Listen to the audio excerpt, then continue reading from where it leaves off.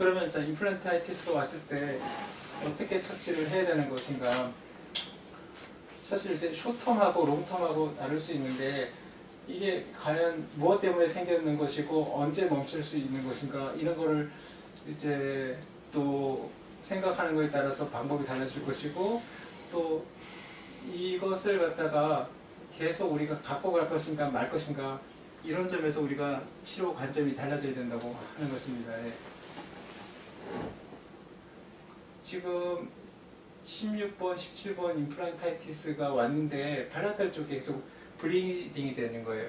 저는 이제 임플란타이티스 환자가 저도 있어요. 저도 있는데 이제 환자들한테 옛날에는 블리딩이 된다고 하면은 그걸 피하려고 했고 그냥 들어도 그냥 무시하려고 했는데 이제는 적극적으로 블리딩 되는 거 정상이 아닙니다. 블리딩 되면은 무조건 연락하고 오십시오 해가지고 그걸 갖다가 막으려고 애를 쓰고 있어요. 블리딩이 된다는 것이 자연스러운 게 아니거든요. 그리고 블리딩이 된다고 하면은 임플란타이티스 초기 증상이고 여기서 못 잡아준다고 하면은 결국 임플란트 뽑아야 되는 거예요.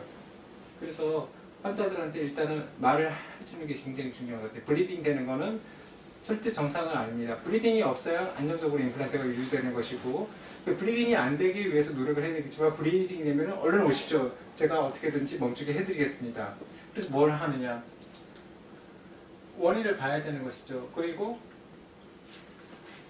뭐 첫째는 이 환자인데 사실은 이 환자는 임플란타이티스 왔는 게 난 왜 왔을까 이렇게 생각을 해봤는데 분석을 해야 되잖아요. 사실 임플란트를 지금 여기 16번, 17번에 심었는데 너무 두꺼운 걸 심은 게 아닌가? 너무 두꺼운 걸 심었다는 것은 그 주변에 뼈가 좀 부족했었고 그렇다고 하면은 그게 잇몸이 조금 부족해서 리세션이 왔겠고 스트럭처럴 인테그리티가 유지되지 않았으니까 이제 인베이전이 되면서 뭔가 위크니스가 왔고 거기서 이제 계속 악순환이 올 거다 이렇게 생각을 할 수도 있었어요. 근데 또 한 가지는 재미있는 거는 제가 임플란트를 이렇게 어금니 쪽에 다 심어드렸는데 이분이 4년 만에 나타났어요. 갑자기 오시는 분들이 항상 문제가 생기는 거예요. 그래서 뭐 갑자기 오시는 분들을 막기 위해서는 환자가 일단 부활이 또 중요하잖아요. 요새는 환자 관리 열심히 해서 매일매일 이제 6개월, 3개월마다 오시도록 하고 갑자기 오시는 분들에 대해서는 그러면은 이제 문제가 됩니다 하고 임플란트 끝나고 나서 환자들한테 말을 하는 거죠. 정기적으로 안 다니는 분들 중에서 문제가 되는 분들이 많습니다 하고 이분도 한 4년 만에 나타났어요. 말씀 들어보니까 뭐 허리인가 다리가 아파가지고 도저히 여기까지 올 수가 있는 상황이 아니라 가까운 치과를 다닐 때 그러면서 지금 보시면은 좀 롱브릿지를 전치부에 임플란트를 해드렸잖아요.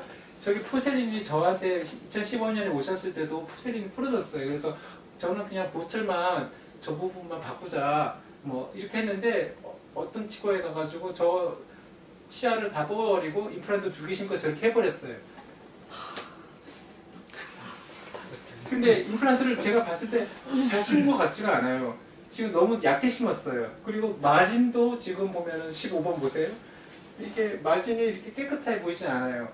그리고 사실은 저 15번 부위에서 임플란타이티스가 또 왔어요. 그래서 그 부분이 제가 심었는 16번, 17번으로 옮긴 건가? 뭐 이런 생각도 해봤고. 근데 또 어떤 생각이 들었냐 하면은 이분이 이 선생님 임플란트 심을 때 절개를 어떻게 놨을까?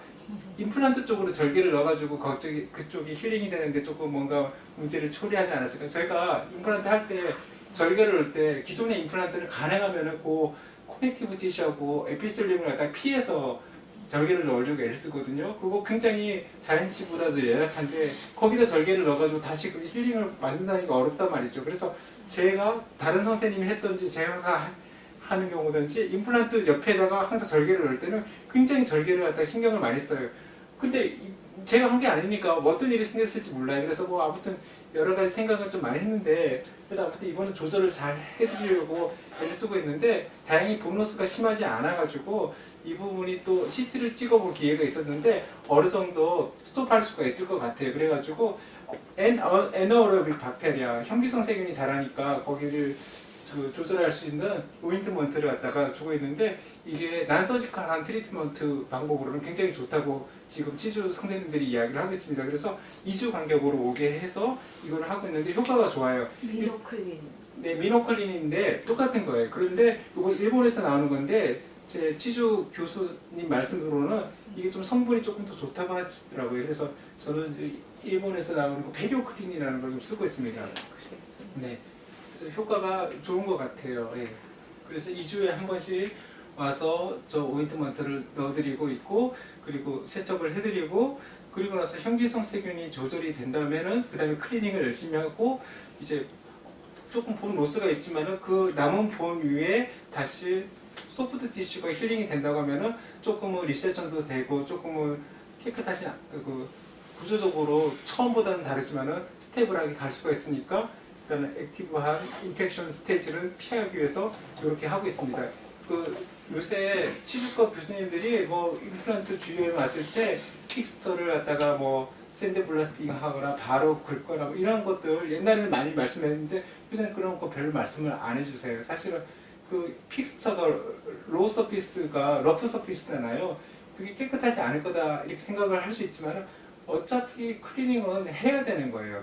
그리고 소프트 티슈가 어느 정도 또 잡아준다고 하면은 그게 러프 서피스든지 머신드 서피스든지 크게 중요하지 않은 것 같아요. 어차피 연조직의 인테그리티가 스테이블하게 가지고 저기에 어네어로빅한 바테리아가 계속 액티브하게 인펙션이 되지 않게만 해주면은 일단 내가 이 임플란트를 빼지 않고 유지를 한다고 했을 때는 이렇게 치료하는 게 좋을 것 같아요. 아까 제가 보여드린 케이스 중에서